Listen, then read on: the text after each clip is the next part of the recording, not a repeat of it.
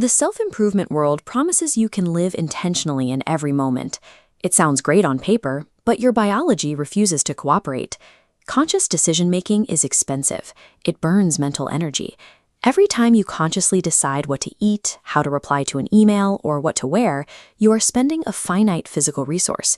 Long before noon, your brain hits a limit. To protect itself from shutting down, it forces a hard switch to autopilot. It stops asking what you want to do and starts doing what you usually do. When you find yourself zoning out or falling back into old habits at the end of a long day, you aren't failing a discipline test. Your brain is running a survival mechanism. Defaults are built in. Since you can't turn the autopilot off, the most important thing you can do is identify exactly who programmed the settings you're running on right now. You absorbed most of these scripts before you were old enough to choose them. Your family taught you how to react to stress. Your culture set the baseline for what a successful life is supposed to look like and how you should spend your money to prove it. Today, the programming is active. Social media algorithms and marketers spend billions engineering pathways in your mind. The people installing these pathways are not trying to build you a better life. They are trying to extract your attention and your money. When you run on those settings, you are living a normal life. And a normal life means renting out your own mental infrastructure so someone else can turn a profit. But the autopilot mechanism itself isn't the enemy.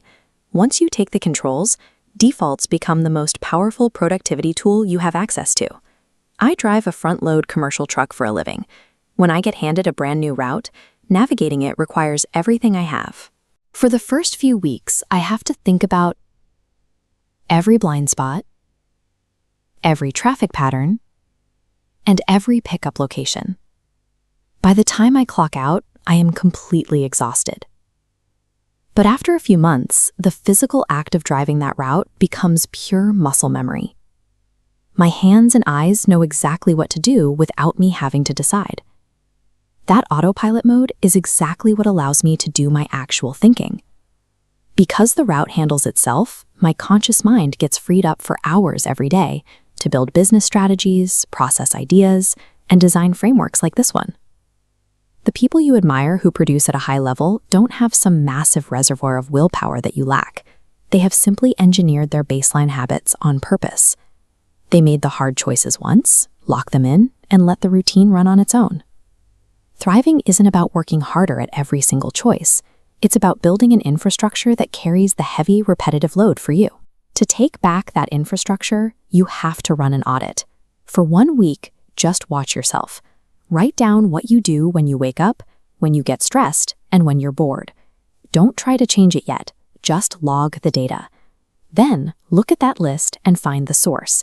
Ask yourself, did I intentionally design this habit, or did someone else install it in me? Pick one installed behavior you want to replace and calculate exactly what it's costing you. Add up the hours lost to scrolling or the dollars lost to impulsive spending. Make the cost real. You cannot just delete a bad default. You have to swap it.